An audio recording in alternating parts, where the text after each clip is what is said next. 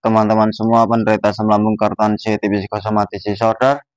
Dimanapun kalian berada, semoga kalian diberikan kesembuhan, diberikan kesehatan, diberikan kesenangan, diberikan kebahagiaan serta ketenangan. Amin, amin ya robbal alamin. Oke, kembali lagi dengan saya tentunya di channel Berpikir Positif. Bagi teman-teman semua yang belum subscribe, alangkah baiknya subscribe terlebih dahulu. Karena subscribe itu penting bagi saya teman-teman, agar channel ini semakin berkembang.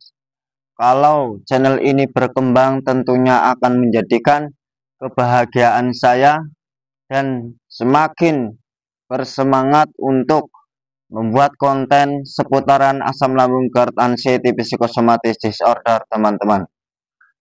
Jangan lupa tekan tombol loncengnya agar tidak ketinggalan video-video terbaru mengenai gangguan asam lambung, hipertensi, psikosomatis disorder dari saya teman-teman. Dan jangan lupa tekan tombol like, komen, serta share video ini kepada teman-teman yang sedang mengalami gangguan asam lambung, hipertensi, psikosomatis disorder teman-teman.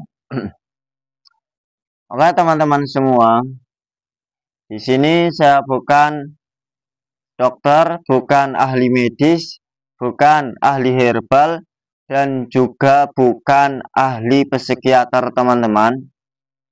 Hanya saja saya penyintas, mantan penderita asam lambung, hipertensi, psikosomatis disorder yang dulunya pernah mengalami seperti yang kalian alami teman-teman.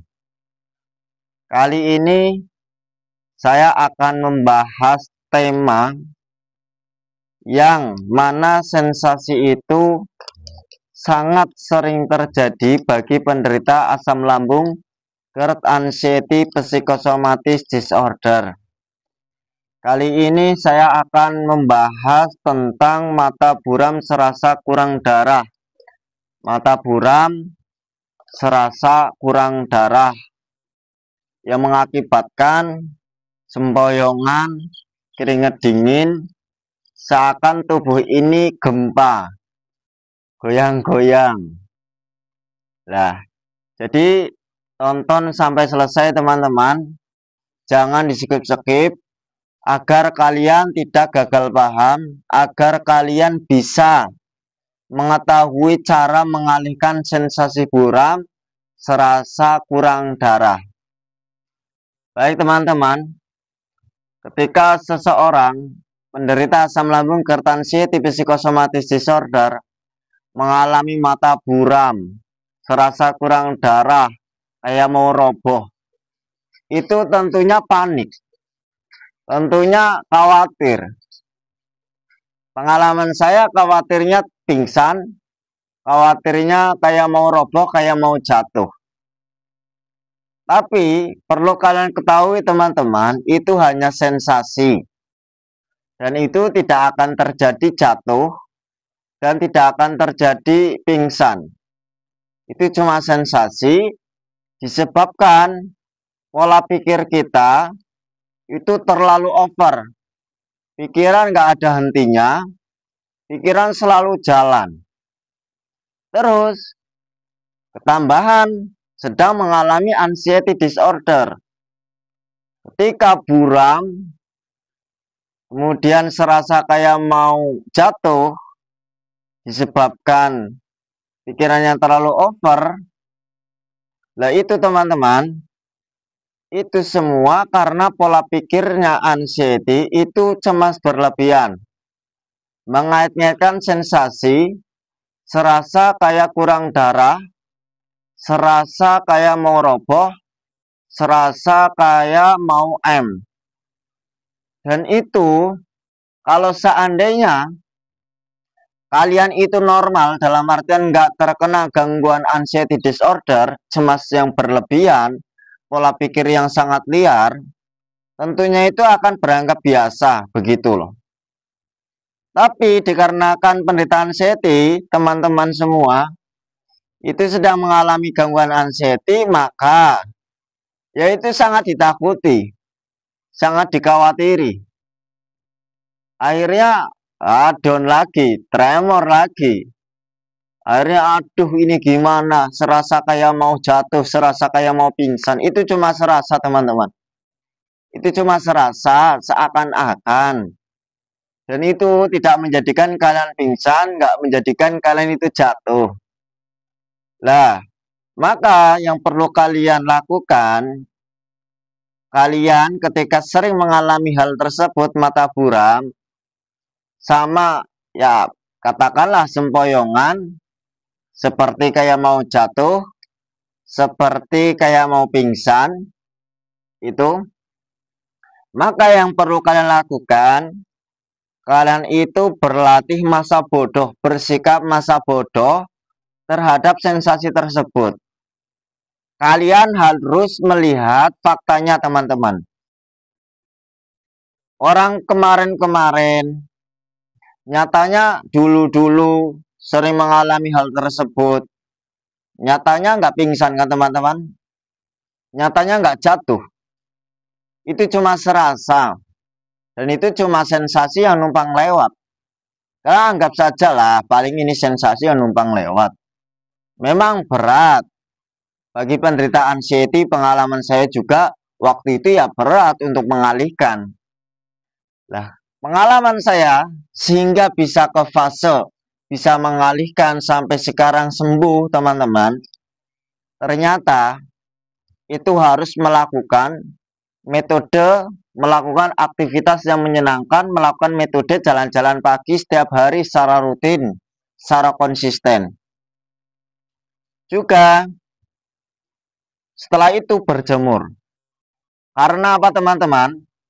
Karena dengan berjemur, dengan adanya kita melakukan jalan-jalan pagi dan berjemur, itu kita mengembalikan hormon-hormon seperti hormon endorfin dan hormon serotonin. Hormon endorfin itu adalah hormon yang dimana kebahagiaan seseorang penderita anxiety disorder itu nggak ada. Ketika mau melakukan jalan-jalan pagi, tentunya hormon endorfinnya, kebahagiaan itu sedikit demi sedikit akan kembali. Akan bisa bahagia, senang, dan tenang. Terus setelah itu juga mau melakukan berjemur. Karena penderita asam lambung anxiety psikosomatis disorder itu kurang adanya vitamin. Nah, dengan adanya berjemur, kita juga akan mendapatkan vitamin D. Juga akan mengembalikan hormon serotonin untuk mengelola, untuk mengatur tingkatan stres kita. Karena penderita asam lambung anxiety psikosomatis disorder itu seringnya itu adalah merasakan stres. Hormon kortisolnya itu terlalu tinggi. Sehingga hormon itu mengalahkan hormon endorfin serta hormon serotonin. Nah, untuk mengembalikan, untuk melawan hormon kortisol, stres yang berlebihan, itu ya dengan cara kalian harus mengembalikan hormon endorfin sama serotoninnya terlebih dahulu teman-teman. Kalian harus melakukan jalan-jalan pagi, juga mau melakukan berjemur. Dan itu juga menjadikan wasilah sebab musabab sebagai obat akan sensasi buram seperti kayak mau jatuh, seperti mau pingsan. Itu. Memang penderita asam lambung anxiety psikosomatis disorder rasanya itu malas sekali. Pengennya rebahan, pengennya melamun, pengennya mengurung diri di dalam rumah, juga di dalam kamar. Bermalas-malasan, mau keluar takut, mau melakukan jalan-jalan pagi takut, takut keliengan, takut nanti pingsan, takut nanti tremor, takut nanti kalau nggak ada yang nolongin. Saya juga seperti itu dulu teman-teman. Tapi kalau seandainya waktu itu saya nggak memaksakan diri, dan seandainya saya tidak ingin sekali sembuh, tentunya saya nggak akan bangkit, nggak akan bergerak. Dikarenakan saya kepengen sekali, ingin sekali sembuh, ingin sekali keluar dari gangguan anxiety disorder. Ya maka walaupun sensasi keliengan, keringat dingin, terus sempoyongan, seakan-akan kayak mau pingsan, biar-biaran, les-lesan. Tapi waktu itu pengalaman saya teman-teman, dikala saya melakukan jalan-jalan pagi, itu hanya serasa teman-teman. Dan itu toh hilang dengan sendirinya teman-teman. Nyatanya saya jalan-jalan pagi nggak pingsan. Dan kalian kalau nggak percaya, tanyakan kepada teman-teman yang sudah mengalami gangguan asam lambung GERD, anxiety psychosomatic disorder. Tanyakan coba, sudah pernah pingsan apa belum? Ada yang mengalami sampai 3 tahun. Coba tanyakan, apakah pernah ngalami pingsan, jatuh dikarenakan sensasi gangguan asam lambung? Tentunya tidak teman-teman. Dan saya tidak pernah mendengar, saya belum pernah dengar bahwa sensasi yang dialami penderita asam lambung GERD, anxiety psychosomatic disorder itu menjadikan pingsan teman-teman.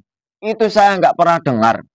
Dan saya pun ketika mengalami gangguan asam lambung GERD, anxiety psychosomatic disorder, itu pun nggak pernah mengalami gangguan asam lambung GERD, anxiety psychosomatic disorder mengalami pingsan teman-teman.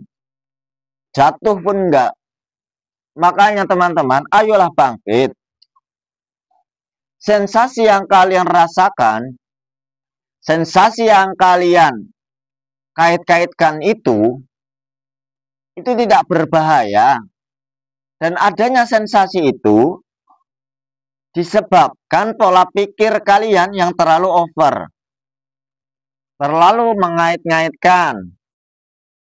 Dan padahal sensasi itu nggak ada hubungannya dengan penyakit berat, nggak ada hubungannya dengan penyakit kronis.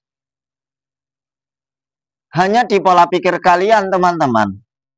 Maka yang perlu kalian rubah, itu pola pikir kalian, juga mendobrak mental yang lemah itu. Kalian itu hanya digangguan mental sama pola pikir, teman-teman. Sensasi itu sebenarnya itu nggak ada hubungannya dengan penyakit berat. Maka jangan mengait-ngaitkan sensasi itu dengan penyakit berat.